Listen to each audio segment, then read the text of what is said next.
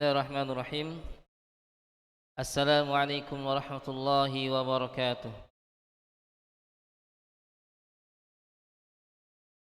Innal hamdalillah nahmaduhu wa nasta'inuhu wa nastaghfiruh wa na'udzu billahi min shururi anfusina wa min sayyiati a'malina.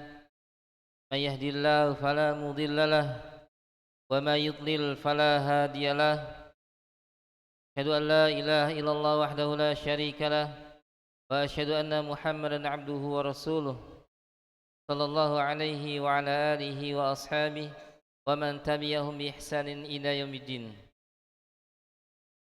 Qala Allah ta'ala ya ayyuhalladzina amanu taqullaha haqqa tuqatih wa la tamutunna illa wa antum muslimun. Jamaah ikhwah wal akhwat fi din rahmani wa rahmakumullah. Alhamdulillah, segala puji syukur senantiasa kita panjatkan kepada Allah Subhanahu wa taala atas setiap nikmat yang Allah limpahkan kepada kita.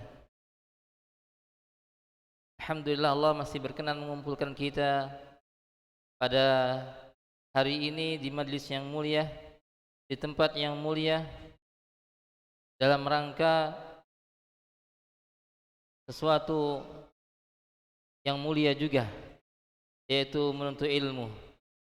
Alhamdulillah awalan wa akhiran. Dan semoga salam dan salam Allah limpahkan kepada Nabi kita Muhammad sallallahu alaihi wasallam, demikian juga kepada keluarga beliau, para sahabat beliau dan umat beliau seluruhnya sampai hari kiamat. Ikhwah fillah rahmani wa rahmakumullah.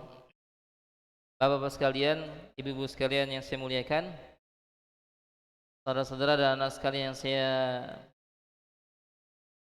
saya banggakan, alhamdulillah, dengan izin Allah Subhanahu wa taala kita akan lanjutkan pengajian kita kitab yang barokah ini, Riyadhus Shalihin Al-Imam An-Nawawi, Yahya bin Syaraf An-Nawawi rahimahullah rahmatan wasi'ah.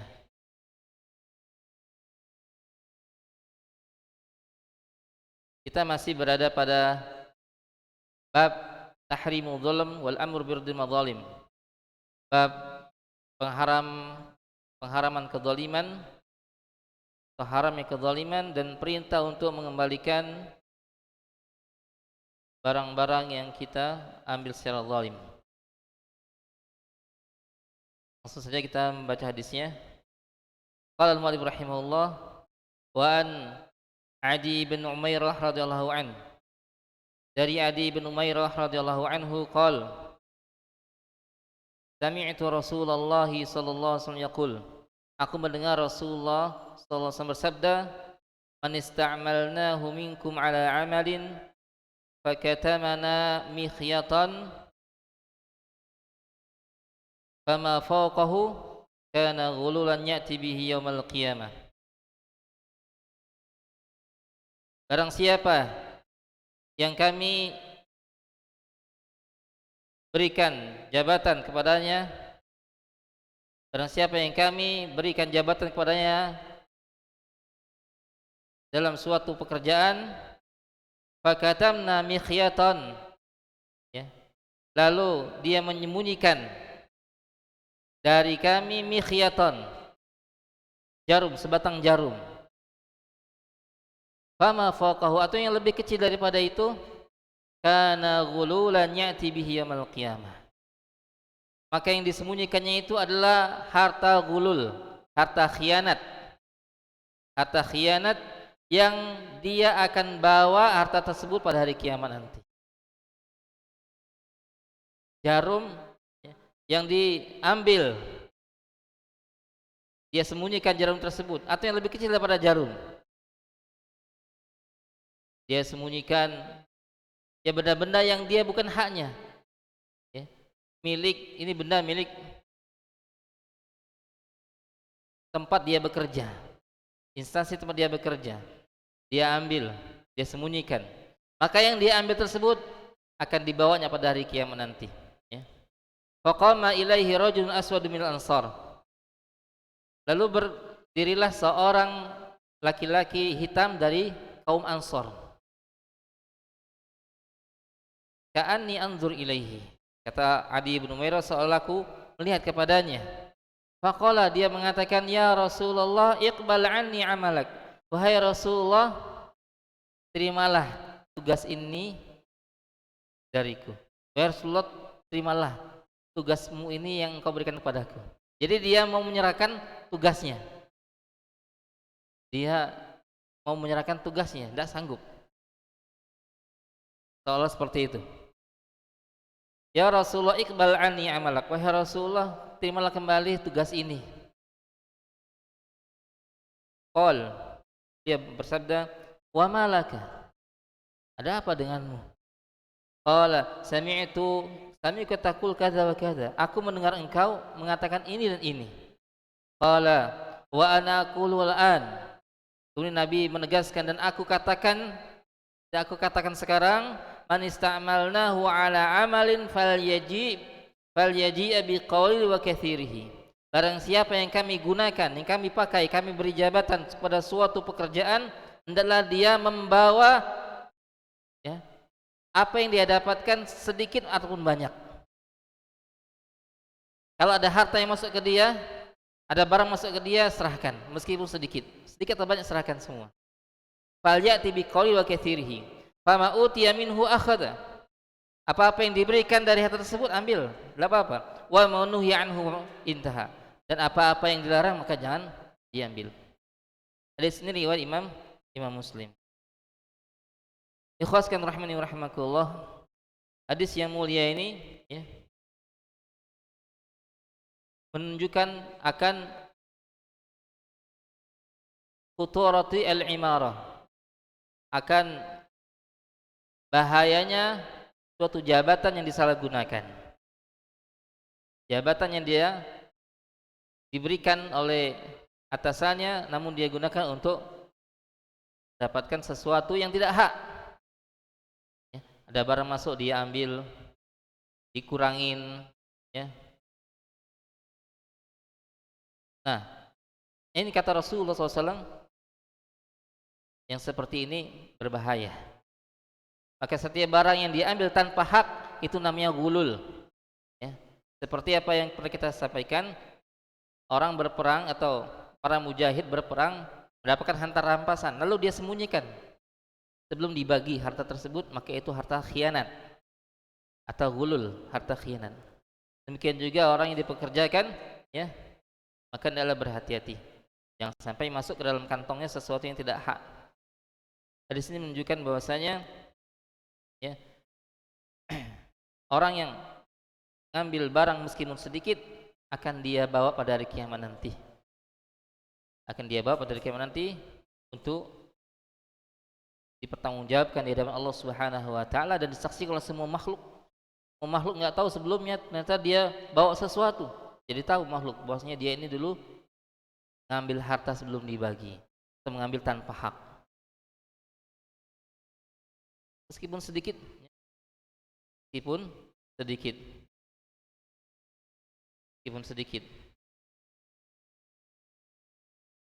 Ini mengambil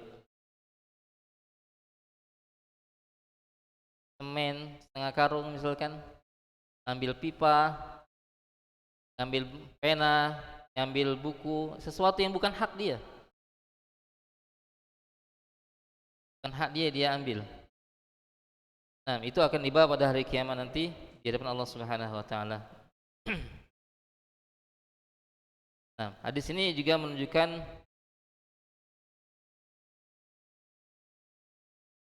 bahwasanya orang yang kemasukan di dalam pekerjaannya barang-barang ya yang bukan haknya, hendaklah dia sampaikan kepada pimpinannya, sampaikan kepada atasannya. Jangan langsung dia ambil sendiri ya, sehingga menjadi barang gulul ya, barang khianat diberikan oleh orang ya karena pekerjaannya. Ini karena pekerjaannya, dia diberikan karena pekerjaannya, maka sampaikan kepada atasan, ya. Yang seperti ini lebih selamatnya adalah dia, ya, melihara diri nanti pada hari kiamat, jangan sampai dia nanti dipermalukan oleh Allah Subhanahu wa taala di hadapan seluruh makhluknya, Allah Jalla wa ala.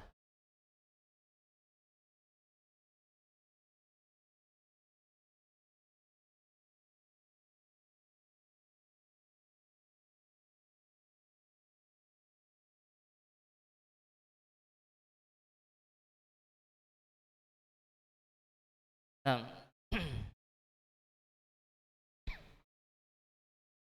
kita lanjutkan hadis berikutnya. Wa an Umar bin Khattab radhiyallahu anhu qala lamma kana yaumu Khaybar, tatkala pada hari Khaybar, perang Khaybar, aqbala nafarun min ashabin Nabi sallallahu alaihi wasallam, ya, datanglah berapa dari sahabat Nabi sallallahu alaihi wasallam, faqalu fulan syahid, mereka mengatakan fulan ini syahid, wa fulan syahid, si fulan syahid, si anu syahid, mati syahid. Hatta marru ala rajul faqalu, hingga mereka melewati melewati seseorang, lalu mereka mengatakan fulanun syahid, si fulan itu, si anu itu syahid.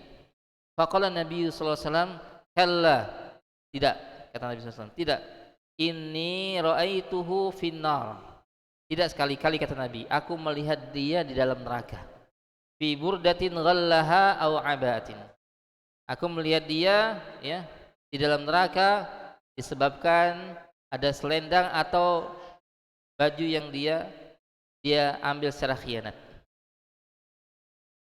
Hadis ini riwayat Imam Muslim. Nah, hadis ini, ya, pertama hadis ini menunjukkan bahwasanya tidak dianjurkan atau tidak diperbolehkan mengatakan secara ta'yin, ya, secara namanya perorangan fulan syahid, kecuali dengan dalil wahyu. Ya, seperti kata Rasulullah SAW, Abu Bakar syahid, Umar syahid, Utsman syahid, Ali syahid. Ini dalilnya ada wahyu. Tetapi selama tidak ada dalil wahyu, maka cukup kita mengatakan barang siapa yang meninggal berperang di jalan Allah, maka dia syahid secara umum, boleh hukumnya. Ya, karena dalam hadis disebutkan man mata fi sabilillah, man mata qatala fi sabilillah litakuna kalimatullahil ulya fa huwa fi sabilillah. Barang siapa meninggal di jalan Allah agar kalimat Allah ini tegak di muka bumi, maka dia di jalan Allah, dia syahid. Namun kalau mengatakan perorangan, si fulan ini namanya disebutkan, syahid dia. Nah, ini masalah syahid dan tidak syahid, ini masalah ghaib, ya. Karena orang tidak tahu akhir hidup seseorang. Ketika dia luka parah, apakah dia bunuh diri ataukah dia, ya, melakukan sesuatu yang menghalangi dia dari mendapatkan keutamaan syahid. Nah, maka pengucapan syahid secara perorangan disebutkan nama-namanya, ini tidak diperbolehkan. Ini tidak diperbolehkan. Adapun secara umum, ya, mengatakan syahid, maka ini boleh. Nah, Allah taala a'lam bishawab.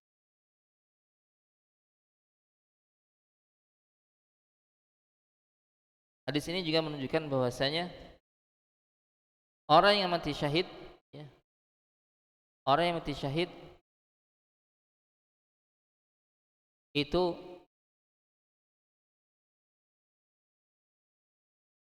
orang yang mati syahid itu dia terhalangi mendapatkan keutamaan syahid.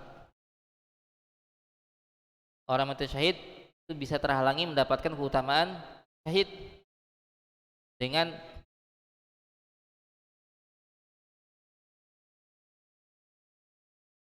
harta yang dia curi secara khianat.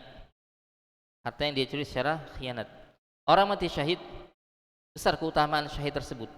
Nah, orang mati syahid besar keutamaannya, dan syahid ini jalan pintas masuk surga. Jalan pintas masuk surga. Dia diampuni dari tetes darah yang di awal sampai akhir diampuni dosa-dosa orang mati syahid.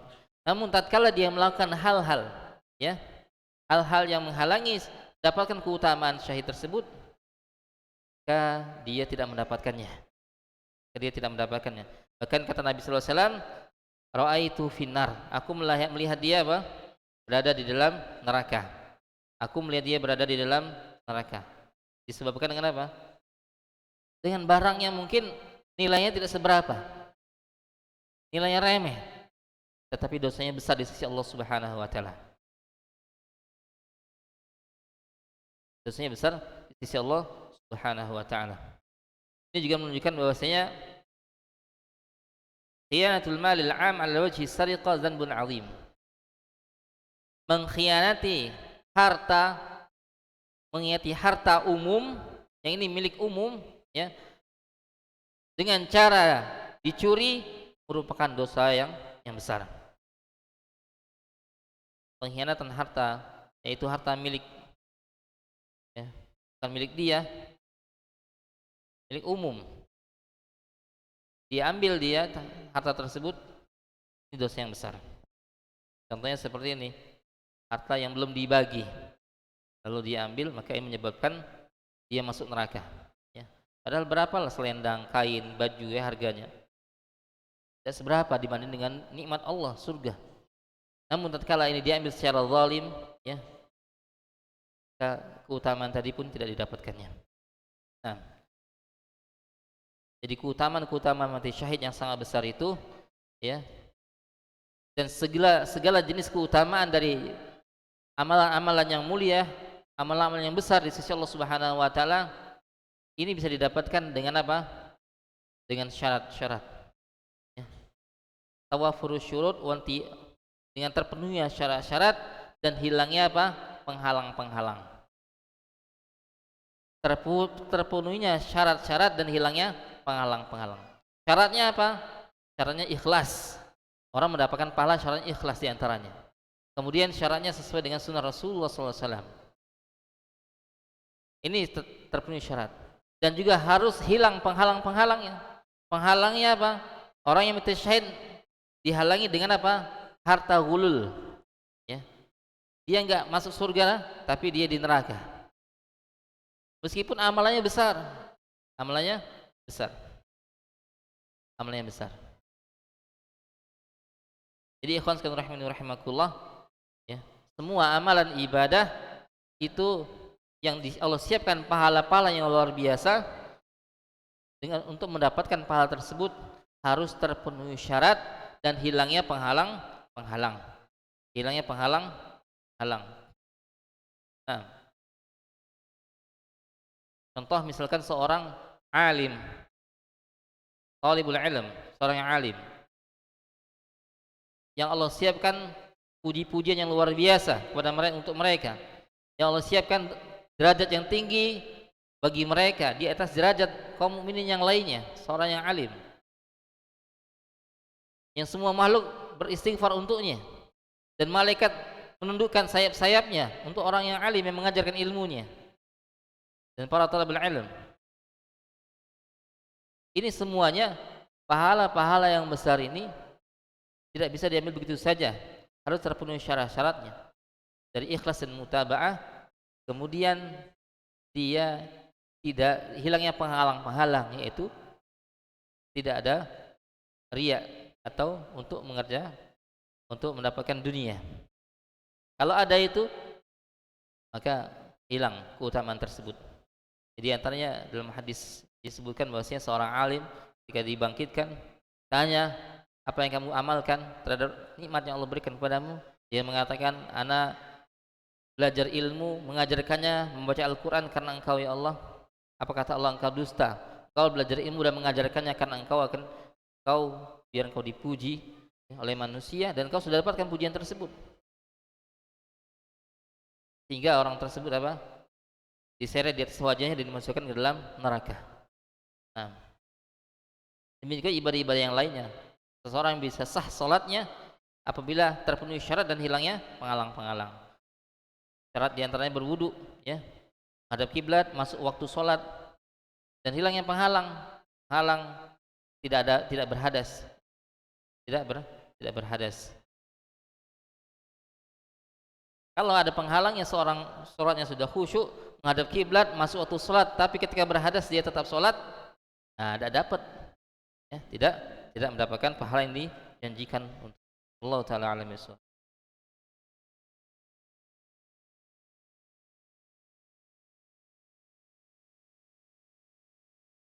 Ikhlaskan rahmani wa rahmakullah, azani Allah jami'. Kita lanjutkan pada hadis berikutnya.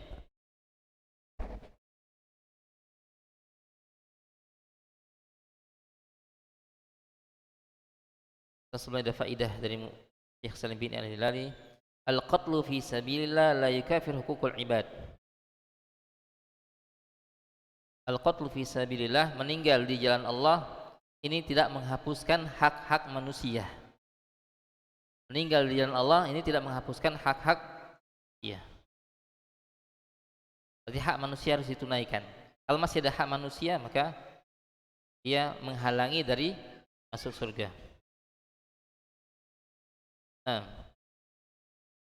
kita lanjutkan hadis berikutnya. Wa an Abi Qatadah Al-Haris ibn Rabi'i radhiyallahu anhu an Rasulillah sallallahu alaihi wasallam annahu qama fihim. Dari Abi Qatadah Al-Haris ibn Rabi'i radhiyallahu anhu. Abi Qatadah namanya Al-Haris ibn Rabi'i radhiyallahu anhu. Nama sahabat Al-Haris ibn Rabi'i radhiyallahu anhu. Dari Rasulullah sallallahu alaihi wasallam annahu qama fihim, bahwasanya beliau berdiri di tengah-tengah mereka. Fadzakara lahum annal jihad fi sabilillah. Lalu beliau menyebutkan, ya, tentang jihad di jalan Allah, ya. Wal imana billah wa afdhalul a'mal, dan menyebutkan iman kepada Allah Subhanahu wa taala, ya, amalan yang paling afdal. Faqama rajulun, lalu berdiri seorang laki-laki. Faqala ya Rasulullah, dia mengatakan, wahai Rasulullah, ara'aita in kutiltu fi sabilillah, kabarkan kepadaku apa pendapatmu aku terbunuh di jalan Allah. Tukaffiru anil khataya, apakah kesalahan-kesalahanku, dosa-dosaku akan diampuni? Faqala lahu Rasulullah sallallahu alaihi wasallam, maka beliau mengatakan kepadanya sallallahu alaihi wasallam, na'am, iya, in kutilta fi sabilillah wa anta sabir muhtasib, jika engkau terbunuh di jalan Allah, ya, dan engkau sabar serta mengharapkan ganjaran di sisinya. Muqbilun ghairu mudbirin, engkau menghadapi musuh dan tidak lari dari medan perang. Tsumma qama Rasulullah sallallahu alaihi wasallam, lalu beliau sallallahu alaihi wasallam, ya, berkata, tsumma qala Rasulullah sallallahu alaihi wasallam, kaifa qulta, tadi kamu ngomongnya bagaimana? Dia ada revisi ini dari Rasulullah SAW. Qala, disebutkan sama laki-laki tadi, ara'aita in qutiltu fi sabilillah atukaffiru anni khataya, kalau aku meninggal di jalan Allah, apakah dosa-dosaku akan diampuni? Faqala Rasulullah SAW, maka beliau SAW bersabda, na'am, iya, ya, dan engkau sabar serta mengharapkan ganjaran dari Allah Subhanahu wa taala, menghadapi musuh dan tidak lari dari medan perang, illa dain, kecuali apa? Hutang, ya, kecuali hutang. Fa inna Jibrila qala lidzalika, sesungguhnya malaikat Jibril tadi ngomong ke aku kayak gitu, mengatakan kepadaku seperti itu. Ada tambahan apa? Hutang. Nah, orang yang meninggal di jalan Allah, dia diampuni segala dosa-dosanya kecuali hutang. Hadis riwayat Imam Muslim. Nah.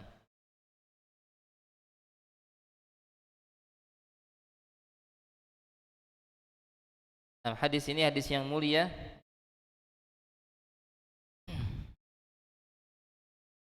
Hadis ini hadis yang sangat mulia sekali.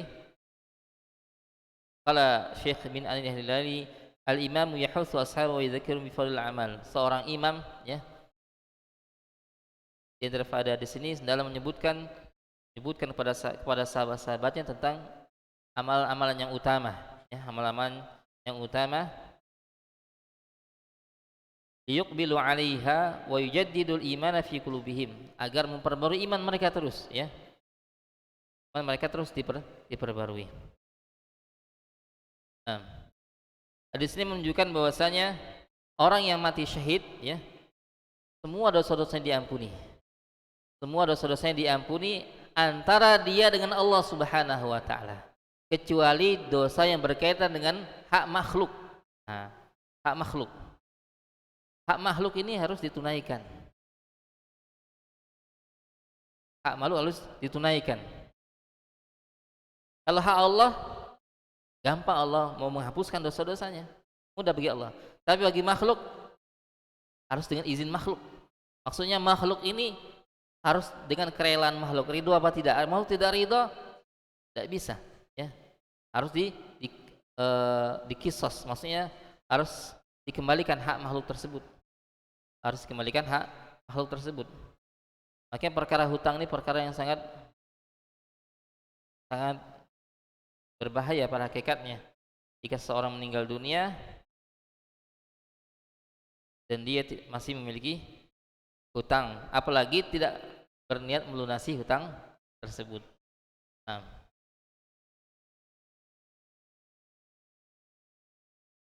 hadis ini menunjukkan bahwasanya para sahabat sangat antusias untuk mengamalkan amalan-amalan yang menghapuskan dosa-dosa.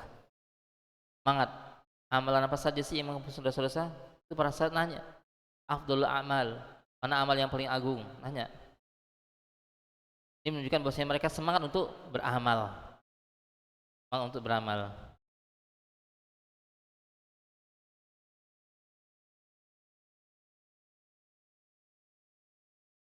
Kalau kita nanya apa, ya, mana yang paling ringan hukumnya gitu ya. Nah, sahabat mana yang paling utama, amalan yang paling utama? Jihad, ya.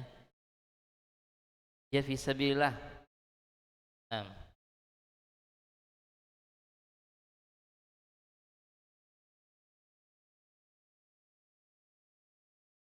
Dan syaratnya, ya, syaratnya sabar dan mengharapkan ganjaran. Sabar dan mengharapkan ganjaran.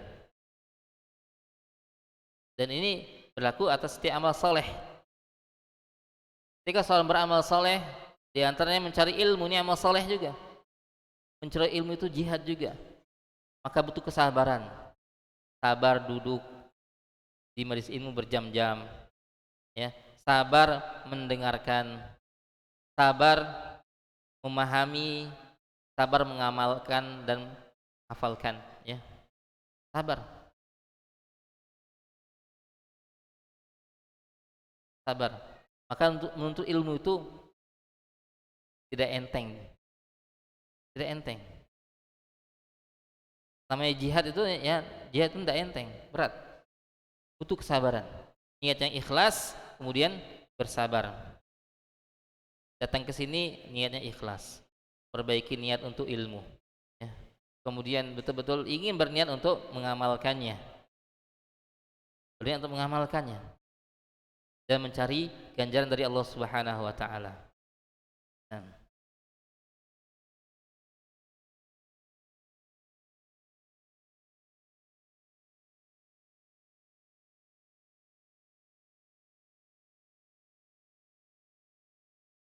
Berkata Syekh Salim bin Id al-Hilali, al-qattu fi sabilillah la yukafiru hukul ibad idza tamakkana min adaiha wa lam yaf'al. Ya. Mati di jalan Allah ini tidak menghapuskan dosa-dosa, tidak menghapuskan hak-hak hamba apabila dia memungkinkan, dia mampu dia untuk menunaikannya dan dia tidak mengerjakannya. Tidak menghapuskan hak tersebut. Dia mampu namun tidak dia kerjakan. Maka seseorang yang mampu membayar hutang namun tidak dia bayar hutang tersebut, ini termasuk kezaliman. Ya, sebagaimana Nabi SAW, matlul ghani zulmun. Orang yang punya harta namun mengundur-undur membayar hutang, ya, ini suatu kezaliman. Kayak mu'alif memasukkan, ya, bab ini bab radul madzalim, mengembalikan barang yang dizalimi. Dan termasuk untuk kezaliman adalah mengulur-ngulur membayar hutang. Hutangnya bulan depan temponya sudah jatuh, Kemudian dia mengatakan afan, belum punya uang, padahal dia mau ngulur-ngulur, ya. Sayang kalau dibayarkan. Ini bisa untuk apa? Bisa untuk ini lagi ya, dana apa? Modal gitu ya. Untuk modal lagi. Ini zalim, kezaliman. Beda dengan harta kredit. Kalau sudah kredit sudah memang waktu-waktunya ditentukan. Namun kalau sudah jatuh temponya dan dia undur dalam keadaan dia mampu membayarnya, maka ini zulmun, suatu kezaliman yang harus dia kembalikan kezaliman tersebut sebelum dia meninggal dunia. Kalau dia meninggal dunia, dah. Apalagi kalau tidak ada yang tahu, ya dia punya hutang, nah ini bahaya. Oke, kalau orang punya hutang biasanya ahli waris ya, umumkan siapa yang merasa punya hutang ya dengan si fulan, maka hubungi ahli warisnya, hubungi kami. Karena orang yang punya hutang ini dahulu Rasulullah tidak mau mensolatinya, karena masih ada hak manusia yang berkaitan dengan dia yang belum ditunaikan. Nah, itu di dunia. Kalau di akhirat dia tercegah masuk surga. Meskipun syahid sekalipun dia tercegah masuk surga. Ini bahayanya berhutang dengan niat tidak mengembalikan, ya. Dengan niat tidak mengembalikan. Amma man lam yatamakkan minal istibra' minha wa taba qabla mautihi. Adapun orang yang tidak mampu melunasi hutang-hutangnya, wa taba qabla mautihi, dan dia taubat sebelum matinya, wa nadima, dan dia menyesal, fallahu waliyuhu yurdi khasmahu kama sayati insyaallah. Maka Allah Subhanahu wa taala yang menjadi pelindungnya. Dia memang tidak mampu bayar hutang. Dia minta sama Allah untuk melunasi hutang-hutangnya, maka Allah akan menyelesaikannya nanti. Allah akan membuat ridha yang dihutangi tersebut, orang yang menghutangi itu dari kiamat. Jadi ini ya beda. Ada pengecualian kalau dia tidak mampu membayar hutang. Tapi jangan juga sengaja, nanti minta sama Allah saja. Ini namanya memang niat dia nggak mau bayar gitu kan. Tahu, Allah Maha tahu siapa yang sengaja yang nggak sengaja ya. Siapa yang berusaha untuk membayar tidak mampu dengan orang yang tidak berusaha untuk membayar. Allah Maha tahu.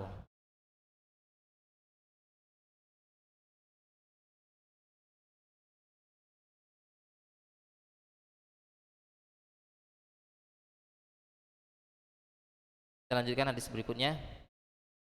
Wa an Abi Hurairah radhiyallahu anhu anna Rasulullah sallallahu alaihi wasallam qala. Dari Abu Hurairah radhiyallahu anhu bahwasanya Rasulullah SAW sabda, "Atadruna mal muflis?" Tahukah kamu siapa orang yang bangkrut itu? Qalu, mereka mengatakan, para sahabat mengatakan, al-muflisu fina man la dirham lahu wala mata'. Orang yang bangkrut itu, orang yang bangkrut, orang yang pailit itu adalah orang yang tidak punya dinar dan tidak punya harta, tidak punya uang, dia tidak punya harta, bangkrut dia. Ini bangkrut ya. Di pandangan manusia secara umum seperti itu ya kan. Faqala, maka Nabi sallallahu alaihi wasallam bersabda, innal muflisa min ummati, sesungguhnya orang yang bangkrut itu dari umatku. Orang yang bangkrut dari umatku adalah man ya'ti yaumal qiyamah, orang yang datang pada hari kiamat bisolah, dengan membawa pahala salat, wasiyam wa zakah, bawa pahala puasa, bawa pahala zakat, bawa pahala sedekah, wa ya'ti, dia datang dalam keadaan apa? Qad syatama hadza, dia mencaci orang ini, wa qadhafa hadza, menghina orang ini, menuduh orang ini, wa akala mala hadza, makan harta orang ini, ya, wa safaka dama hadza, menumpahkan darah orang ini, wa daraba hadza, dan dia memukul orang ini, fayuti hadza min hasanati, maka orang-orang yang dia zalimi tadi, ya, maka dia memberikan kebaikan-kebaikan dia. Wa hadza min hasanati, ini juga diberikan ya kebaikan-kebaikannya, dari pahala-pahala yang dia kumpulkan. Fa in faniyat hasanatuhu qabla an yaqdiya ma alaihi, apabila pahala yang dia miliki habis, kebaikannya habis sebelum selesai ya hutang-hutang atau kezaliman yang dia lakukan, ukhidha min khotoyahu, maka diambillah dosa-dosa orang yang dia zalimi. Wa turihat alaihi, diberikan kepadanya, tsumma turiha finnar, lalu dia pun dijerumuskan ke dalam neraka. Rawahu Muslim. Hadis riwayat Imam. Ikhlaskan rahmani wa rahimakallah. Ini hadis yang sangat agung sekali, yang menunjukkan bahwasanya hakikat orang yang bangkrut pada hari kiamat, ya, bukan orang yang tidak punya harta. Bahkan harta ditinggalkan semua, ya. Harta ini ditinggalkan semua. Orang yang meninggal dunia yang mengantarkannya 3 hal, ya kan? Hartanya, keluarganya, dan amalnya. Hartanya, kendaraannya, dengan keluarganya sampai di tepi kubur saja. Pulang habis itu. Yang menemaninya apa? Hartanya. Hartanya yang menemaninya. Bukan hartanya, amalannya. Amalannya. Nah, ini pun amalannya menemaninya ternyata tidak bisa diandalkan. Bangkrut dia. Jadi orang yang bangkrut itu yang seperti ini, ya. Yang habis pahala-pahalanya, ya, untuk orang-orang yang dia zalimi, dan dia akhirnya dimasukkan ke dalam neraka. Belum habis orang yang datang kepada dia, pahala dia sudah habis. Ujung-ujungnya dosa-dosa orang tersebut diambilnya untuk dirinya, hingga pada ujungnya dia dimasukkan ke dalam neraka. Na'udzubillah dzalik. Nah, di sini menunjukkan bahwasanya adalah orang yang melakukan kezaliman, ya, seperti mencaci ini menzalimi, mencaci orang menzalimi apa? Bentuk kezaliman. Sebagaimana telah kita berlalu hadisnya, kata Nabi SAW, Inna dima'akum wa amwalakum wa aradakum haramun alaikum. Sesungguhnya darah kalian, harta kalian, kehormatan kalian itu haram atas kalian. Maksudnya haram untuk harta haram untuk diambil secara zalim. Kehormatan haram untuk dicemarkan. Darah haram untuk ditumpahkan secara zalim, secara tidak hak. Nah, orang yang mencaci berarti dia telah menzalimi kehormatan seseorang, ya. Menuduh, ya, zalimi kehormatan. Memukul, ini menzalimi badan seseorang, ya. Menumpahkan darah, menzalimi mengenai masalah darah, yang itu haram semuanya. Makanya urusan sama manusia ini susah. Kalau udah minta maaf, kita tanggung nanti di akhirat. Maka selesaikan urusan seperti itu di dunia. Selesaikan di dunia. Ada yang pernah kita caci, kita hina, kita minta maaf. Ada yang pernah kita sakiti, kita minta maaf. Ada yang pernah kita lukai, kita minta maaf. Kalau kata dia ganti rugi, tidak masalah, ya. Saya nggak mau, ya, ini bekas bacaan, ini harus dendanya 10 juta misalkan, misalnya. Dia tidak ridho kecuali dengan denda seperti itu. Mau tidak mau kita harus minta keridoannya. Nah, setelah itu nego lagi, ya. Ya. Ini semua permasalahan kezaliman sesama manusia harus diselesaikan sebelum maut menjemput.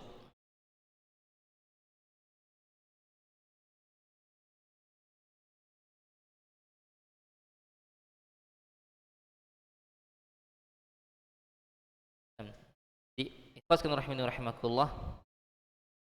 Bangkrutan yang hakiki adalah kebangkrutan di akhirat.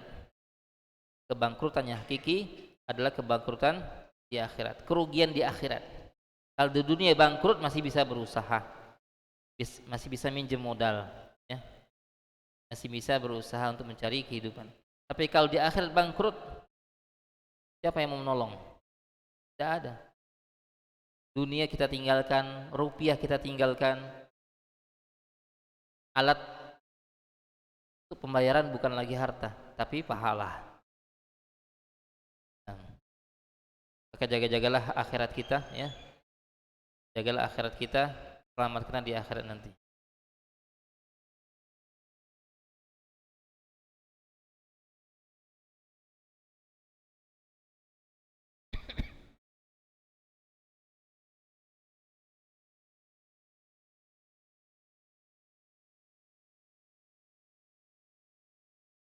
Dan lanjutkan di berikutnya. Wa an Ummi Salamah radhiyallahu anha, dari Ummu Salamah radhiyallahu anha, an Rasulullah sallallahu alaihi wasallam qala, innama ana basyarun. Kata Nabi sallallahu alaihi wasallam, sesungguhnya aku ini adalah manusia. Lihat lagi ya. Yang 11.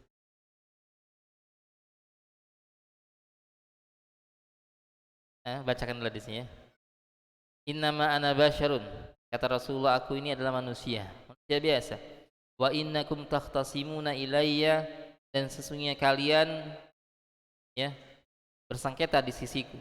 Wa la'alla ba'dakum ayyakuna alhana bi hujjatin ba'din, bisa jadi sebagian dari kalian lebih pandai mengungkapkan hujah-hujahnya, argumennya daripada yang lain. Fa aqdilahu binahwi ma asma'um, lalu aku pun memenangkan sesuai apa yang aku dengar ya. Faman qalitu lahu bihaqqi akhihi fa inam aqta lahu qit'atan min nar, barang siapa yang aku menangkan dia dengan mengambil hak saudaranya, fa innama, sesungguhnya aku berikan kepadanya itu potongan neraka, bukan kemenangan pada hakikatnya, tapi aku kasih adalah potongan neraka. Muttafaqun alaihi, di sini muttafaqun alaihi, di muttafaqun alaihi. Insyaallah penjelasannya kita tunda ya setelah break. Bagaimana tadi yang dikatakan oleh panitia jam 11 lewat 1 menit. Natafiz subhanallahi wa bihamdik asyhadu an la ilaha illa anta. Assalamualaikum warahmatullahi wabarakatuh.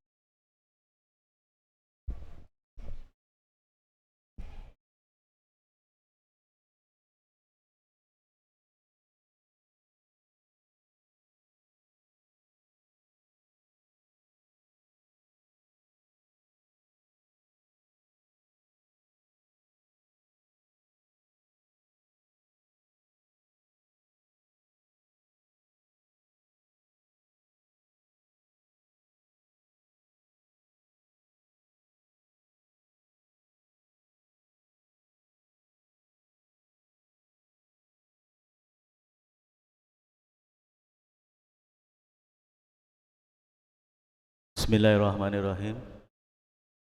Mengganggu waktu break sebentar, ada beberapa pengumuman yang harus kita sampaikan.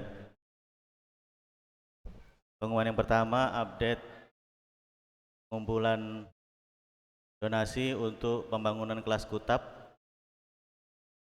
Dari total biaya keseluruhan sebesar 1.270.000.000 rupiah. Dana yang masuk sebesar 436.222.000, dengan kekurangan secara total 833.778.000. Kami ulangi, kekurangan 833.778.000. Perlu diketahui, saat ini pembangunan tahap kedua sudah dimulai dan pemasangan backgisting.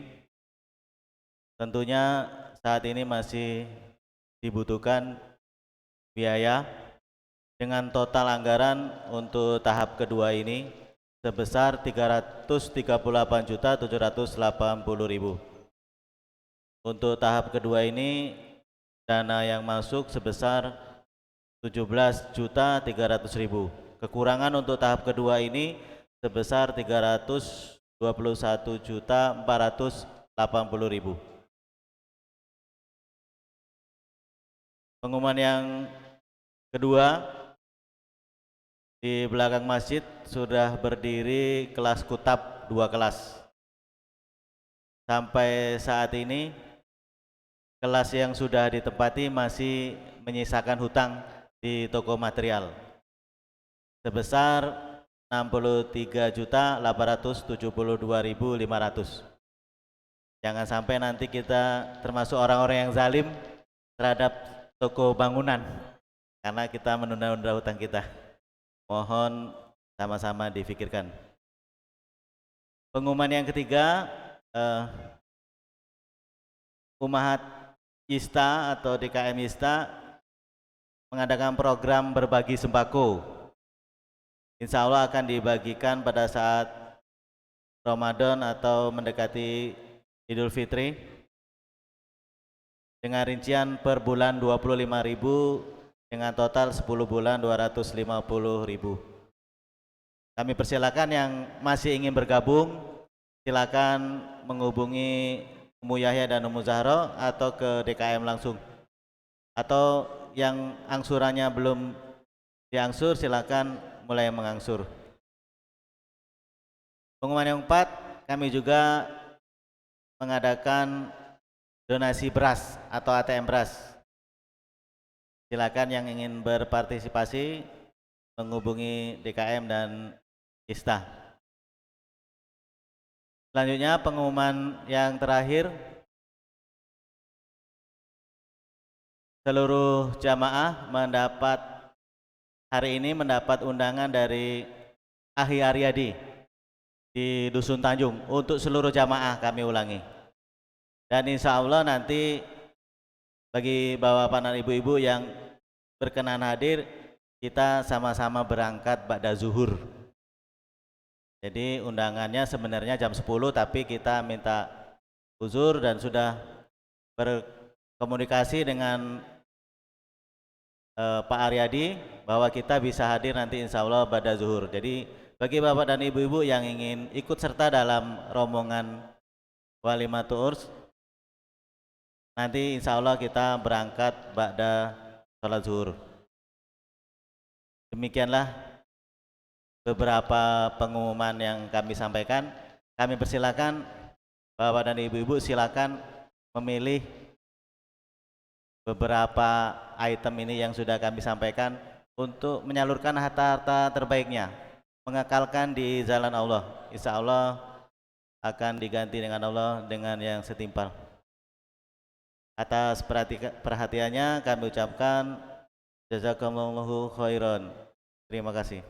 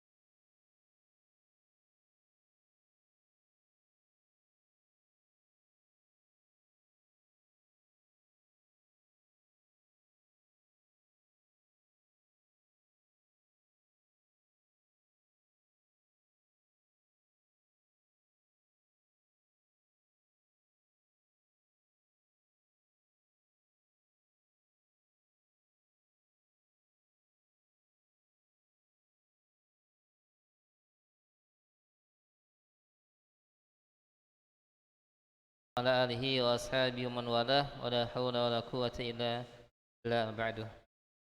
Alhamdulillah ikhwah sekalian, bapak-bapak dan ibu sekalian yang saya muliakan dan adik sekalian yang saya cintai.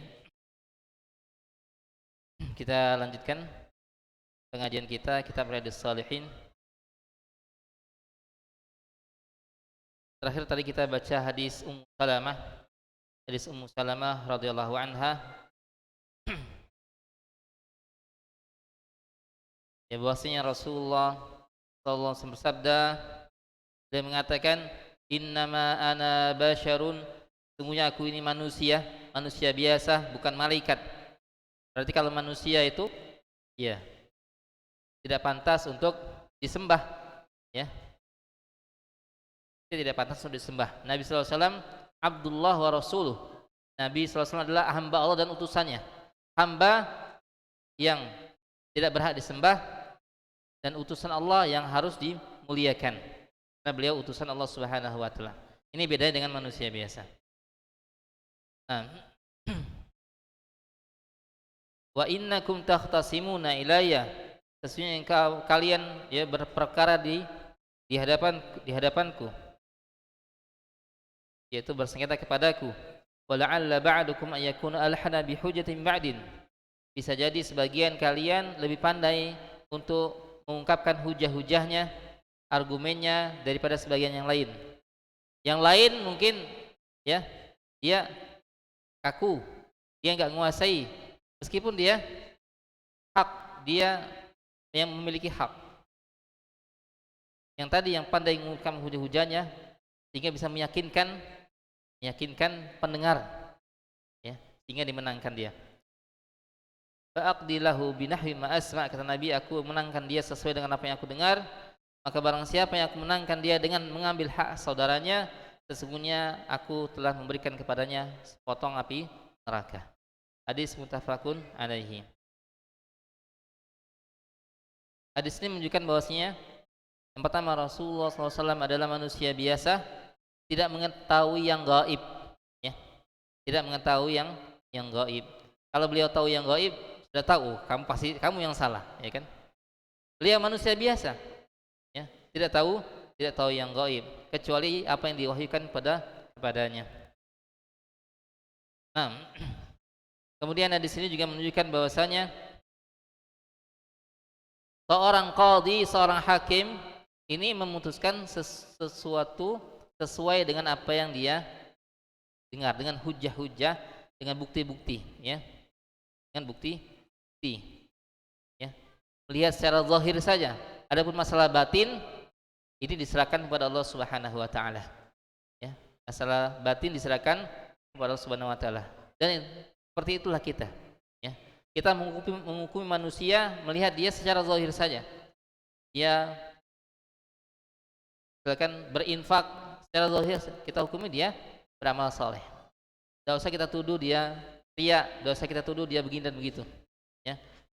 Menghukumi manusia secara zahir saja, karena masalah batin tidak ada yang mengetahui kecuali Allah Subhanahu wa taala. Nah, kemudian hadis ini juga menunjukkan bahwasanya hukum hakim, ya, ini tidak menghalalkan yang haram, ya. Hukum hakim tidak menghalalkan yang haram atau tidak mengharamkan yang halal.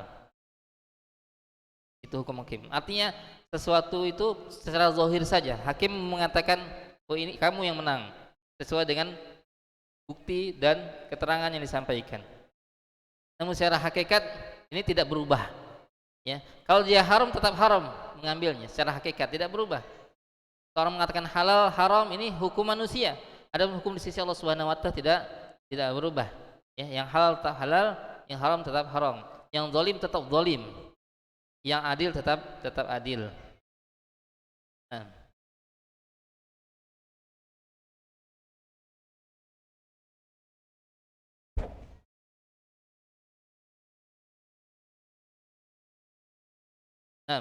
kemudian hadis ini juga menunjukkan bahwasanya hakikat kezaliman itu adalah api neraka. Hakikat kezaliman adalah api neraka. Qala sallallahu alaihi wasallam, "Adz-dzulmu dzulumatun yaumal qiyamah." Kezaliman adalah kegelapan di hari kiamat. Ya. Kezaliman yang orang lakukan ini merupakan kegelapan dia di hari kiamat nanti. Ya. Kegelapan dia di hari kiamat. Seorang di hari kiamat membutuhkan cahaya untuk bisa berjalan, ya. Bisa berjalan meniti sirat, meniti sirat. Maka seorang muslim ada yang cahayanya besar, ada yang cahayanya redup-redup, ya. Ada yang tidak bercahaya. Nah, ini sesuai dengan amal solehnya. Sesuai dengan amal solehnya. Al-zulmu zulmatun yaumal qiyamah. Kezaliman adalah kegelapan di hari kiamat.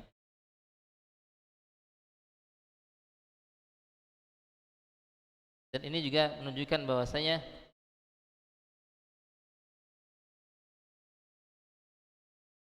dalam hadis lain disebutkan fal yakhud, ya, ada yang bukan adalah dia mengambil atau dia berlepas diri dari hal tersebut, ya. Intinya kalau itu sebuah kezaliman maka harus dikembalikan, ya. Karena kezaliman yang tidak dikembalikan akan menjadi api neraka di akhirat nanti, akan menjadi api neraka di akhirat nanti. Wallahu taala alam. Jadi Bapak Ibu sekalian, jangan senang kita, ya, jangan kita merasa senang dengan kemenangan, ya, yang kita ambil dengan dasar kezaliman. Jangan kita senang, saya senang menang. Jangan senang. Pada hakikatnya itu adalah bukan kemenangan yang hakiki, namun itu adalah kesengsaraan, ya, itu adalah kesengsaraan.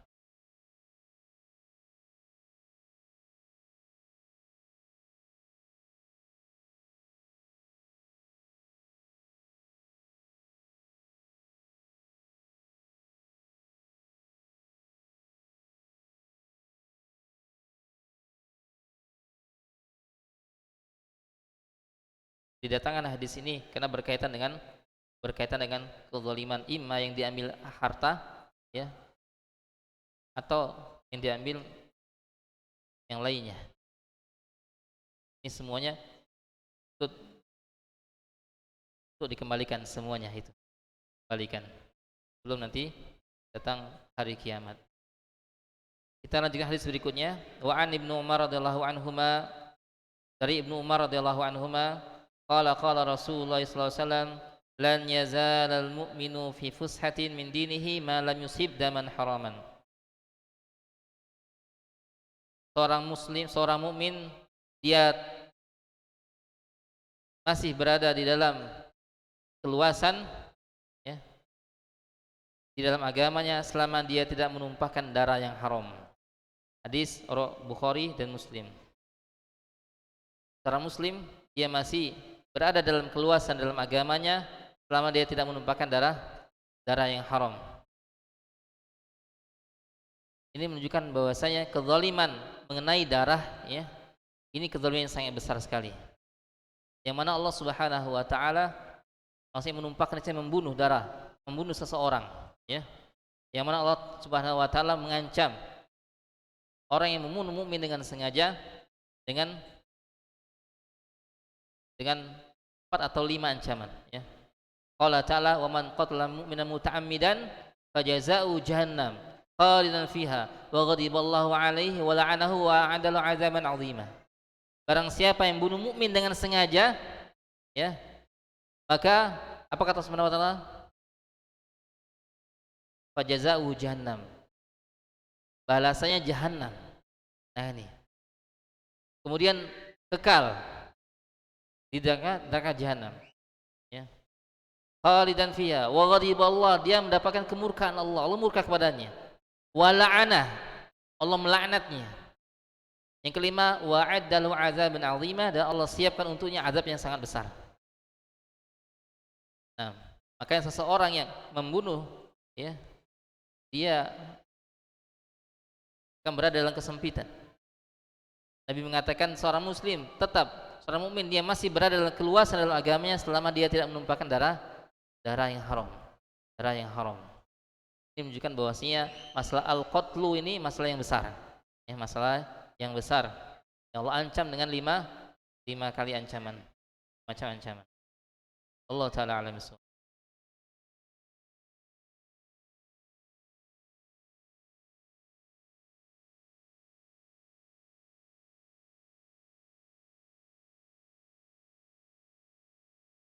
Kita lanjutkan hadis bab ini, hadis yang terakhir. Wa an Khawlata binti Amir al-Ansariyah, dari Khawlah binti Amir al-Ansariyah, wahya imra'atu Hamzah, dia adalah istri Hamzah paman Rasulullah sallallahu alaihi wasallam radhiyallahu anhu wa anha. Qalat, dia mengatakan, sami'tu Rasulullah sallallahu alaihi wasallam yaqul, aku mendengar Rasulullah sallallahu alaihi wasallam bersabda, inna rijalan yatakhawwaduna fi malillah bighairi haqqin falahumun naru yaumal qiyamah. Sesungguhnya orang-orang yang bertindak di dalam harta Allah Subhanahu wa taala tanpa hak, maka baginya neraka pada hari kiamat. Bagian neraka pada hari kiamat. Di sini menunjukkan bahwasanya harta umum yang dia pegang ini harta amanah. Seperti harta donasi itu harta amanah, yang mana seseorang tidak bisa menggunakannya sesuai dengan kepentingan dirinya pribadi. Ancamannya apa? Orang-orang yang menggunakannya tanpa hak, falahumun naru yaumal qiyamah, baginya neraka pada hari kiamat. Nah, maka ini amanah. Yang amanah itu harus ditunaikan. Maka menjadi orang yang memegang harta umat itu besar, besar konsekuensinya, besar cobaannya. Kalau dia kalau dia nggak punya iman di dalam hatinya dan tidak punya rasa malu kepada manusia, dia korupsi harta tersebut, kan? Korupsi harta tersebut. Nah, ini seperti ini dibutuhkan yang namanya apa? Untuk senantiasa memupuk iman, karena dunia ini hulwun khadirah, manis hijau. Lihat harta hijau mata, kan? Iya. Lihat duit banyak mata jadi hijau, ini bahaya.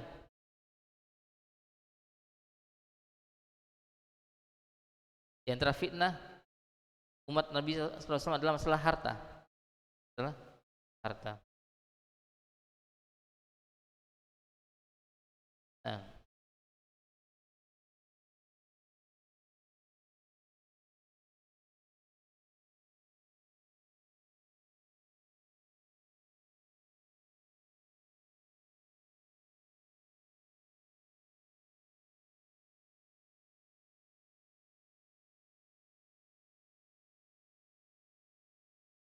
Nah, maka al-mu'allif mendatangkan hadis ini dalam bab ini, karena ini termasuk masalah kezaliman, yang harus diperhatikan dan harus dijauhi kezaliman tersebut. Dan apabila ada pada diri kita dari harta-harta yang tidak hak, maka wajib kita kembalikan.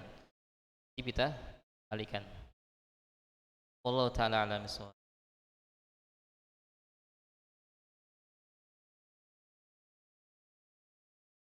Hadis ini juga menunjukkan, kata Syekh, hurmatut tasarrufi amwal muslimin, haramnya membelanjakan harta kaum muslimin bitasyahi, dengan sesuai hawa nafsu dan batilan. Hampir seperti yang kita sebutkan di awal. Haram. Tasyahi harus benar-benar sesuai penempatannya, Karena ini harta umat.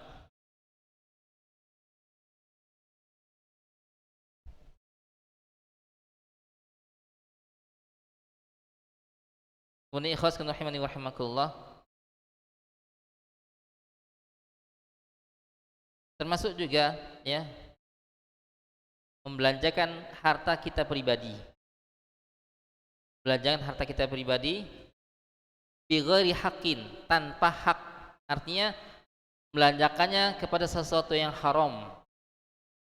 Ini juga hukumnya haram, hukumnya haram. Termasuk apa? Tabdzir. Innal mubadzirina kanu min ikhwanis syayatin. Sesungguhnya orang-orang yang mubadzir itu adalah saudara-saudara syaitan. Bahkan syaitanu li rabbih kafura, dan syaitan itu adalah kufur terhadap Rabbnya.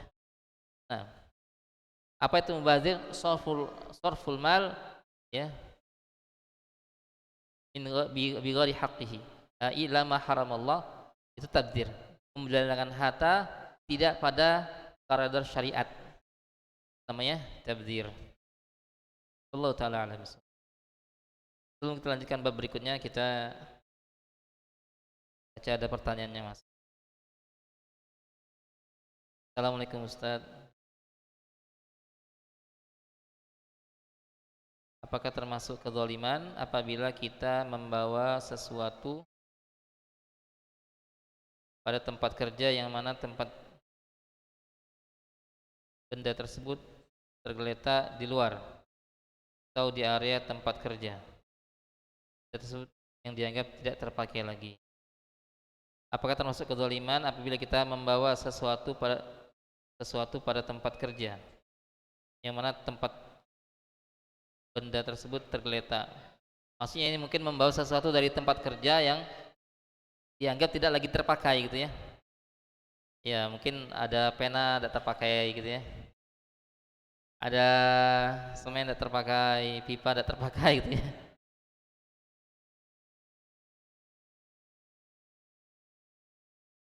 Itu punya siapa? Punya perusahaan, punya instansi, punya tempat kita kerja. Nah, berarti itu bukan punya kita, maka jangan dibawa. Jangan dibawa. Daripada nanti di akhirat kita bawa di akhirat, lebih baik jangan bawa ke rumah ya. Jangan bawa ke rumah, nanti di rumah itu akan kita bawa ke akhirat. Nah, kalau kita mau minta izin dahulu, silakan minta ya izin dahulu. Kalau diberikan ambil, kalau nggak diberikan jangan, ini masih terpakai misalkan, nggak usah. Kalau barang-barang yang kita sendiri bisa membelinya, ya asal kita pakai uang kita aja, ya kan? Kita beli di luar murah harganya, ya. Daripada kita ngambil jadi harta syubhat, ya kan? Siapa bilang itu nggak terpakai, ya kan? Siapa tahu ya masih untuk yang selanjutnya, kan masih banyak program selanjutnya. Jadi jangan sekali-kali kita bawa sesuatu yang dari tempat kerja kita ke rumah. Jangan kita bawa. Lebih baik kita selamat ya, cari selamat aja daripada cari syubhat. Kaidahnya apa? Da' ma yaribuka ila ma la yaribuka. Tinggalkan yang meragukanmu kepada yang tidak meragukanmu. Kita ragu, ini kira-kira masih dipakai apa tidak ya? Ini dibuang atau belum terbuang gitu kan? Ragu kita, tinggalkan, jangan kita ambil. Kalau kita mampu kita beli aja. Kita beli aja. Kita ambil. Bersihkan harta kita dari hal-hal yang meragukan. Nah,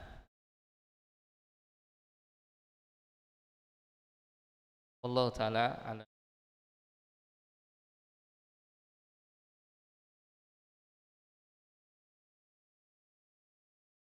Kalau ada yang mau ditanyakan lagi, fadhol.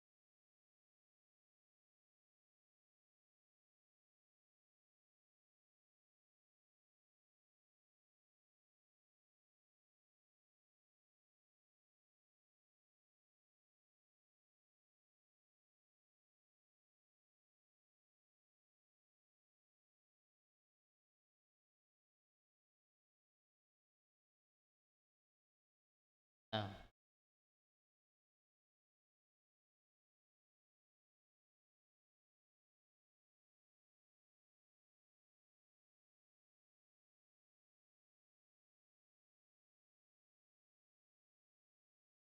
nah, pertama hutang itu kewajibannya harus dikembalikan.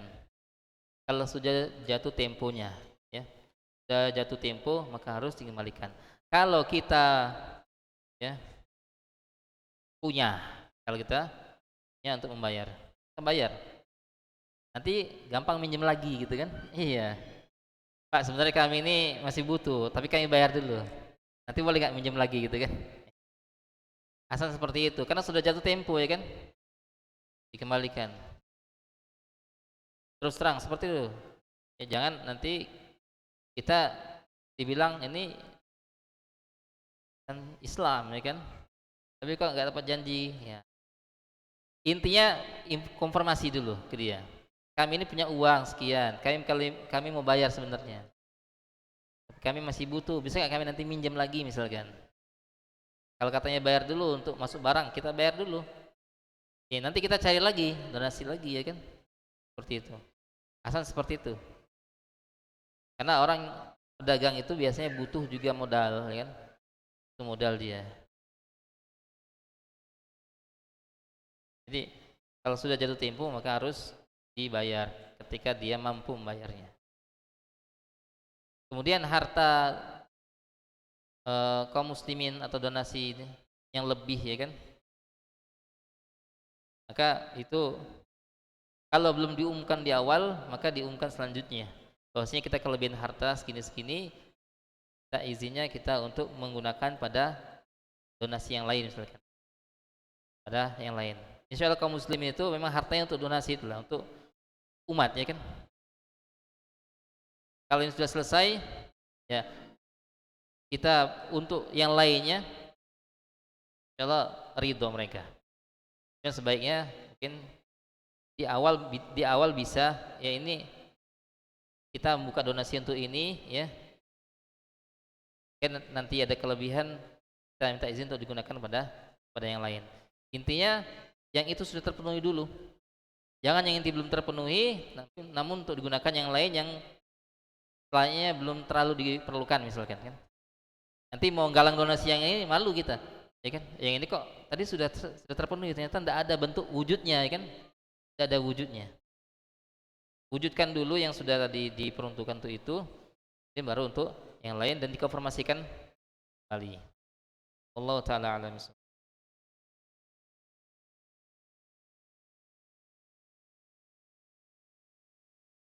Assalamualaikum warahmatullahi wabarakatuh. Apakah hadiah yang diberikan kepada seorang guru yang baru pensiun halal? Hadiah diberikan oleh para wali murid dengan cara sumbangan para wali murid yang memang dipinta dari pihak sekolah. Dipinta dari pihak sekolah. Nah, jangan minta. Guru kan sudah punya gaji, ya kan? Jangan minta dari wali murid untuk nyumbang ke guru, jangan. Kecuali kalau wali murid sendiri yang mau memberikan dan guru tersebut sudah selesai dari kerjanya, maka ulama ini membolehkan, ya. Karena tidak ada lagi kaitan atau hubungan dengan murid dan tidak ada riswa di sana, ya. Maka dibolehkan. Namun kalau guru sudah dapat pensiunan, PNS, minta lagi sama wali murid untuk ngasih cenderamata ke dia, jangan, ini jadi pengemis nantinya, ya.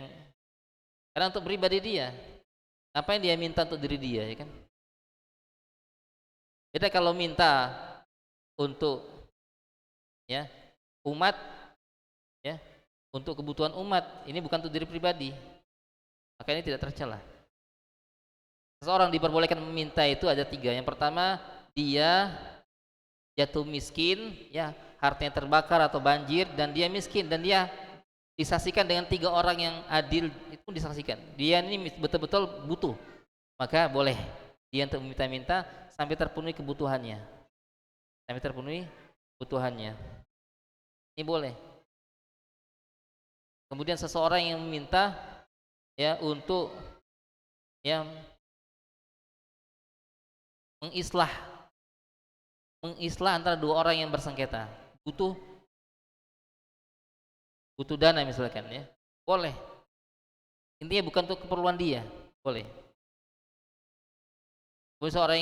Seorang yang kena musibah tadi juga boleh untuk minta karena untuk kebutuhan dia sampai terpenuhi kebutuhannya. Adapun selain itu seorang yang dia cukup, maka haram meminta, apalagi jadi yang meminta-minta, haram hukum. Yang ancamannya nanti di hari kiamat, dia datang di hari kiamat dan tidak punya daging sedikit pun di pipinya. Ini ancaman orang yang minta-minta. Nah, yang seperti ini, ya, tidak diperbolehkan meminta, ya. dari wali murid untuk dirinya, nyumbang dirinya ya, karena dia mau pensiun, ini tidak diperbolehkan ya, tidak berhak dia untuk meminta.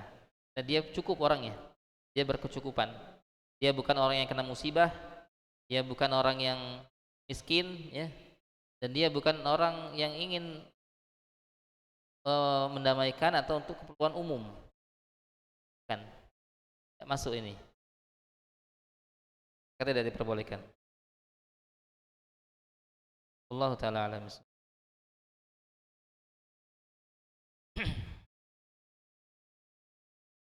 Nah, fadal.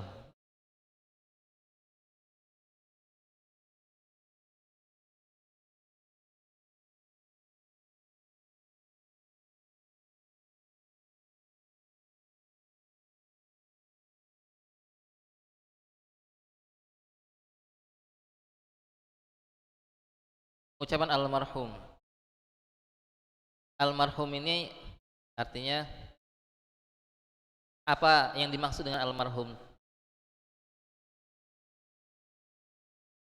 Kalau yang dimaksud dengan almarhum doa, semoga Allah merahmatinya, ini boleh. Tapi kalau dimaksud dengan almarhum, dia orang yang dirahmati Allah, ditentukan secara pasti, ini tidak diperbolehkan. Nah, jadi begitu. Kalau diucapkan almarhum, semoga Allah merahmatinya, maknanya maka tidak masalah. Dalam bahasa Arab biasanya rahimahullah. Rahimahullah itu kan ini fi'il maldi, artinya Allah telah merahmatinya. Namun di sini bermakna doa. Artinya semoga Allah merahmatinya, diperbolehkan. Dengan tidak memastikan. Artinya doa ini diperbolehkan. Kalau pengucapan almarhum itu artinya memastikan dia dirahmati Allah, yang ini seperti ini butuh dalil bahwasanya orang ini telah dirahmati Allah.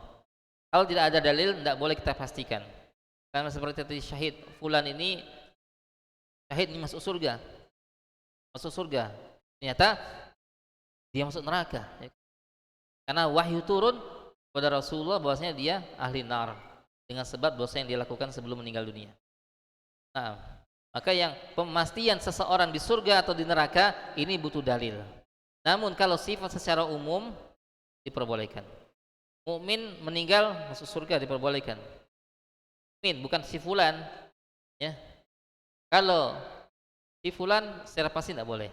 Demikian juga rahimahullah atau almarhum, ya. Kalau dipastikan dia dirahmati Allah, dirahmati berarti dapat surga Allah Subhanahu wa taala. Maka ini tidak diperbolehkan. Ya. Kecuali dia orang-orang yang telah ditentukan dia dirahmati atau ditentukan dia di neraka, seperti Abu Lahab di neraka. Jelas ya. Abu Lahab, tabat yada Abi Lahab. Kan dia di neraka jelas. Abu Thalib jelas di neraka karena ada hadisnya. Adapun yang lain yang tidak ditentukan orang perorangannya maka tidak boleh kita jazmkan atau kita pastikan. Allah taala alam. Seperti itu.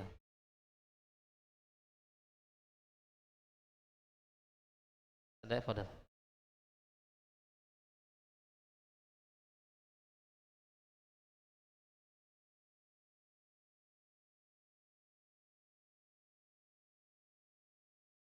Gunakan harta umum untuk kepentingan pribadi.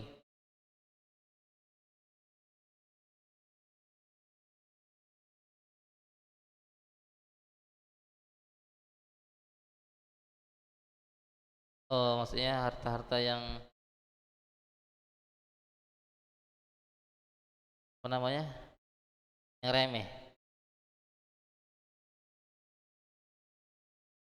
Ya. Yang seperti itu cas HP gitu ya.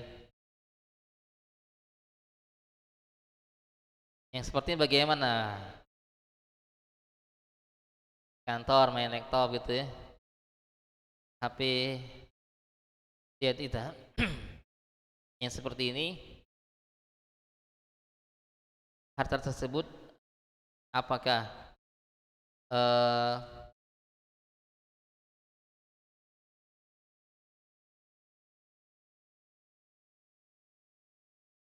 Ini seperti ini biasanya itu sudah diketahui ridhonya, ya kan? Barang-barang yang sudah diketahui ridhonya, masalah-masalah yang seperti tadi kan, kayak ngecas HP, jelas. Yayasan memberikan listrik, yaitu gunanya untuk apa? Memang untuk difungsikan untuk kerja, ya kan? Kita dengan itu kan, dengan HP yang kita cas tadi situ, jelas itu untuk menunjang kerja kita.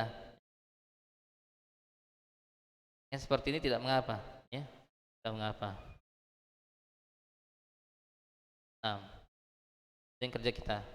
Kalau ada wifi misalkan dan amanahnya untuk kerja, maka jangan digunakan untuk hal-hal di luar itu. Kecuali kita izin, ya.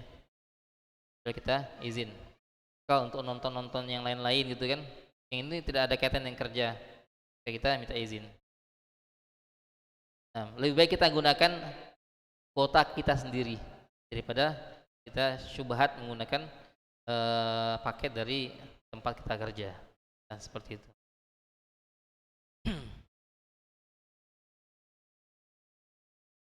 Atau biar lebih jelasnya, betul-betul buat laporan gitu kan, kita minta izin menggunakan fasilitas umum seperti listrik itu untuk kebutuhan kita butuhkan di kantor, ya, dan sebagainya, lebih lebih nyaman kalau dia tertulis. Wallahu taala alam. Tadi ada pada.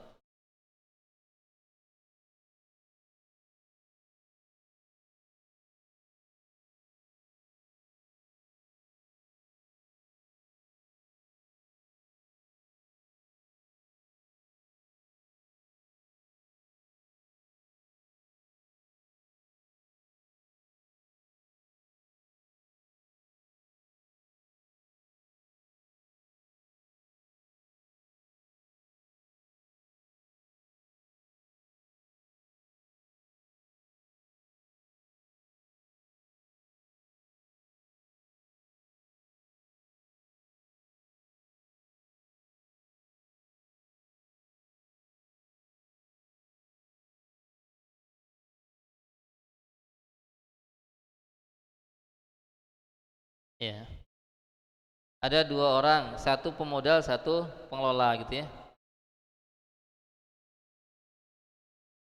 Modalnya sama-sama. Yang ngerjakan satu orang dari dua orang tadi.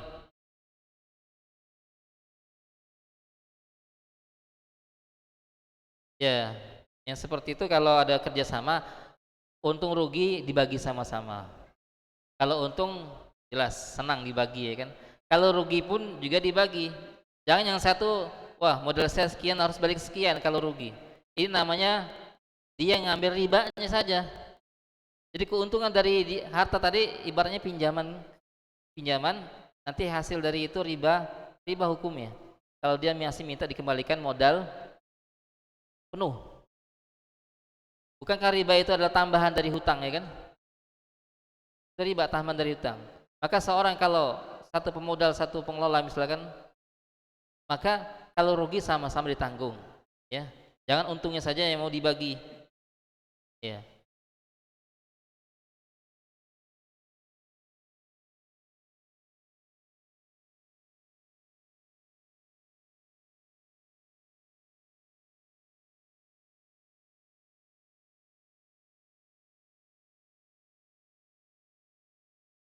Oh, dia menjanjikan gitu. Jadi ibaratnya si A minjamkan modal kepada si B, tapi bisa diambil sewaktu-waktu modal tadi. Namun nanti kalau ada keuntungan juga dikasih keuntungan.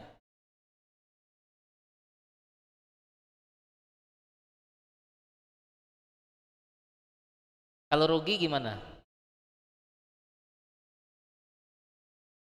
Ya, kalau rugi mau nggak ditanggung? Nanggung nggak dia? Tidak sebutkan.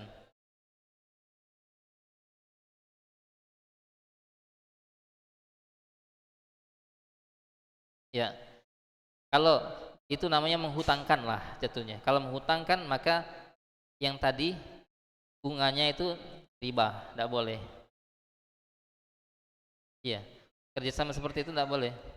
Saya minjamkan uang, nanti kalau saya butuh saya ambil, tapi kalau saya nggak butuh saya nggak ngambil, tapi terus ngalir keuntungannya kita. Jadi ibaratnya dia meminjamkan uang, dibayar dulu ribanya. Jadi ketika dia, oh saya mau butuh ini, saya ambil, berarti dia ambil modal, dia ambil hutangnya, dan dia sudah makan keuntungannya. Itu namanya riba, ya. Tidak boleh seperti itu. Solusinya itu apa? Berhutang. Berarti dia berhutang. Dia hutang, ya. Dia minjem modal. Dia minjem, nanti dia kembalikan hutangnya beserta keuntungannya. Nah, inilah riba di situ. Allah taala alam. Ustaz,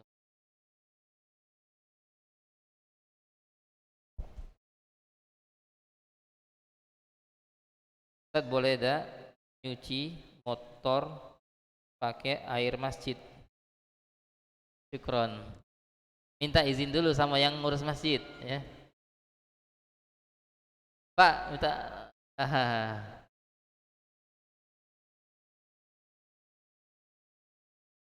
Nah,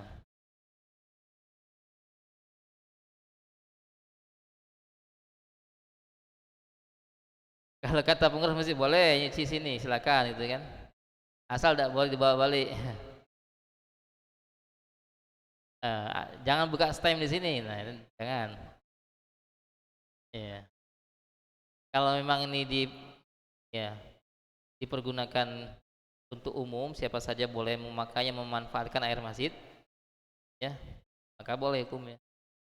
Kalau sudah siapa saja boleh, mau mandi, mau apa di sini, mau nyuci boleh, kan tidak masalah, ya. Salah. Tapi kalau setiap setiap apa nyuci ke masjid, setiap nyuci ke masjid gitu kan, ya gantilah ruginya, nyumbanglah gitu ya ke masjid. Jangan ngambil airnya saja, nggak nyumbang-nyumbang. Iya, ya minimal bayar listriknya gitu ya.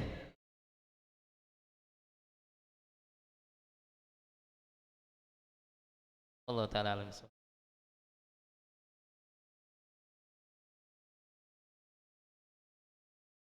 Nah, sudah, hutang janji harus ditepati, ya. Janji itu harus ditepati. Ya, ciri orang yang beriman kan yufuna bin nadri, menepati janji-janji akan harus ditepatin. Janji harus dilaksanakan. Ya, termasuk orang yang atau perangai orang munafik mengingkari janji, ya kan? Janji harus ditepatin. Itu hutang, janji itu harus ditepati. Seperti orang nazar, dia harus ditepatin. Kalau nazarnya taat, kalau nazarnya maksiat, tidak harus ditepati. Tapi dia biar kafarah. Jika janji, kalau janjinya ketaatan, maka ditepati. Namun kalau janjinya kemaksiatan, tidak boleh ditepati.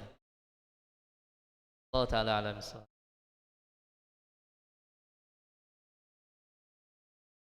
Nah,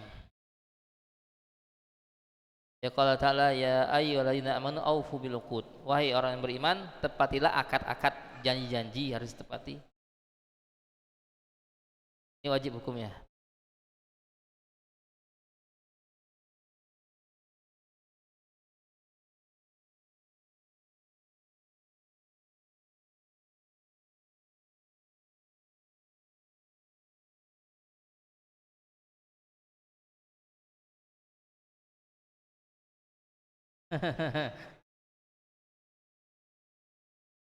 Ya tergantung akhwatnya mau nggak dinikahin lebih dari satu.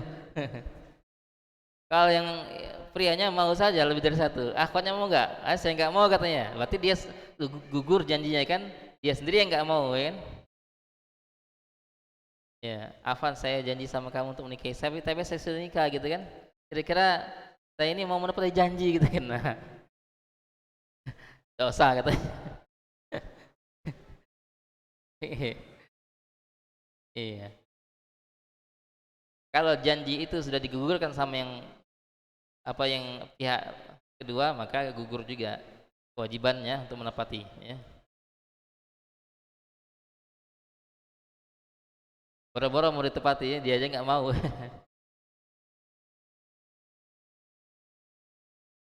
Nah, ada yang lain?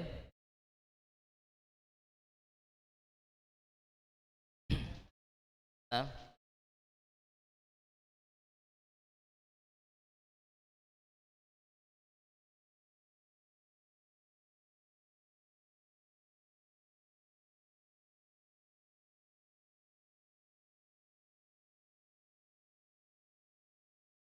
iya. Kata orang enak sekali ya, gak ada yang nanggung ya. Iya, ya pengurusnya itulah yang nanggung. Iya, yang ngutang pengurus ya kan? Ya berarti pengurusnya yang nanggung. Nah, iya, pengurusnya dia yang nanggung. Siapa lagi kalau bukan mereka?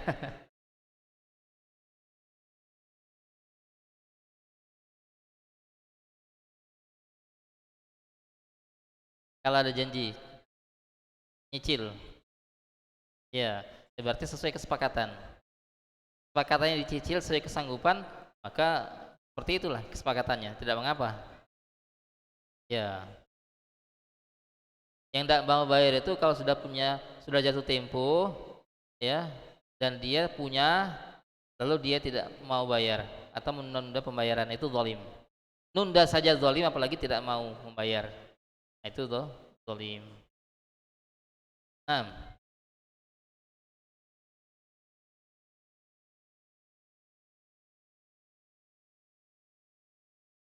nah, Muhammad ada pertanyaan? Ini umat ini banyak pertanyaannya.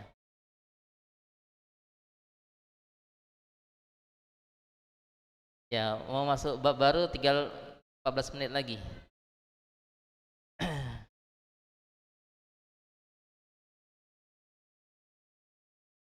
Nah,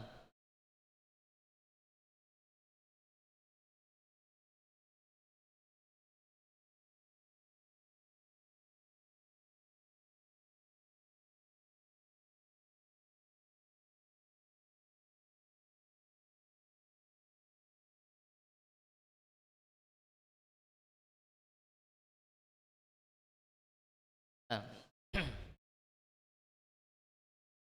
Iya.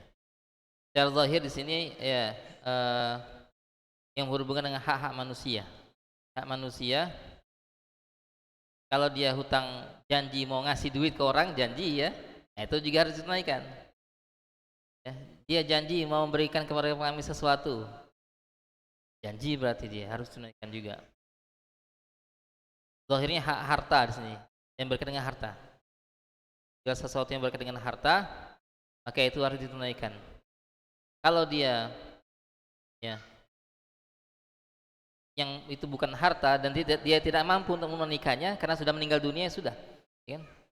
Dia tidak mampu menunaikan, dia kewajiban, ya, kewajiban dengan, harusnya dia, kewajiban dia masuk kerja. Dia meninggal dunia, gimana dia mau masuk kerja, ya kan? Nah, maka yang kewajiban seperti ini sudah tidak lagi, ya, sudah habis dengan dia meninggal dunia. Adapun harta yang berkaitan dengan hak-hak manusia harus dikembalikan. Kembalikan. Allah Ta'ala alam. Nah, kayaknya sudah habis pertanyaannya. Nah, Fadl. Iya,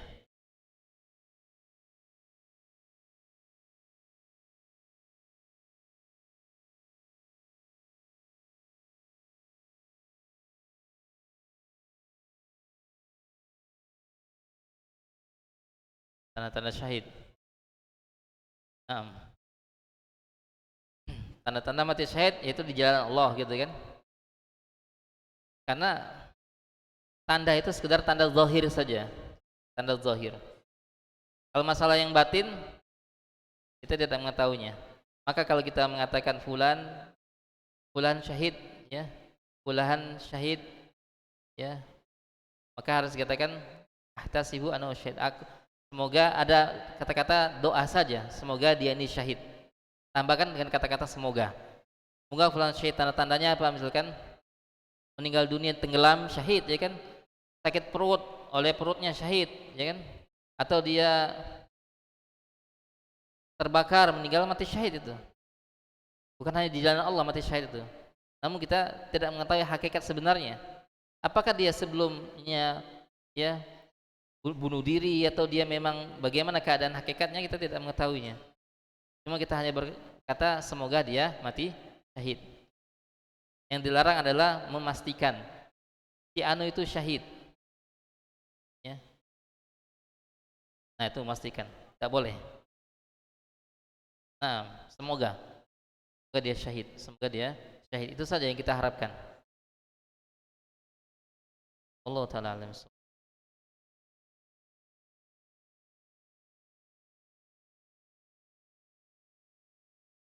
Nah, berkaitan dengan kezaliman ini, ikhwaskin rahimani rahimakumullah, jadi kita benar-benar menjaga diri kita, membersihkan diri kita, harta kita dari hal-hal yang nanti akan membahayakan kita di akhirat, ya. Baik itu kezaliman berupa darah, berupa harta, berupa kehormatan, ya. Darah, harta, atau kehormatan. Ini harus kita bersihkan. Jangan sampai kita nanti menanggung akibatnya di akhirat. Pahala kita belum tentu kita membawa pahala, tapi dosa kita sudah pasti. Dan ingatlah semuanya akan diadili pada hari kiamat nanti. Semua akan diadili pada hari kiamat nanti.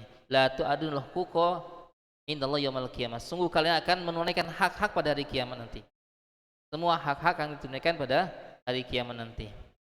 Kita merasa takut yang seperti itu. Jangan sampai pahala-pahala kita habis begitu saja, ya, untuk membayar apa-apa yang kita zalimi. Nah, ikhwaskan rahimani rahimakumullah. Kalau kita cukupkan sampai di sini, ya. Mudah-mudahan apa yang kita sampaikan bermanfaat bagi kita semua, dan ingatkan setiap kita belajar itu kita bisa mengamalkannya dan meminta kepada Allah Subhanahu wa taala kemampuan untuk bisa kerjakannya, ya. Doa yang diwasiatkan Rasul pada Mu'adz bin Jabal kalau nggak salah, setelah sholat, ya, di penghujung sholat jangan lupa dengan doa Allahumma inni ala zikrika wa syukrika wa husni ibadatik, ya. Ya Allah, bantulah aku, ya, untuk berzikir kepadamu, ya, mengingatmu, wa syukrika, dan bersyukur kepadamu, wa husni ibadatika, dan beribadah dengan sebaik-baiknya kepadamu. Ini kita minta bantuan kepada Allah Subhanahu wa taala, minta kepada Allah Subhanahu wa taala. Dan pada hakikatnya manusia ini, ya, tidak bisa beramal saleh, ya, dengan sebaik-baiknya kecuali dengan izin Allah Subhanahu wa taala. Wallahu taala alim bissawab. Subhanakallahumma bihamdika asyhadu an la ilaha illa anta astaghfiruka wa atubu ilaik. Assalamualaikum warahmatullahi wabarakatuh.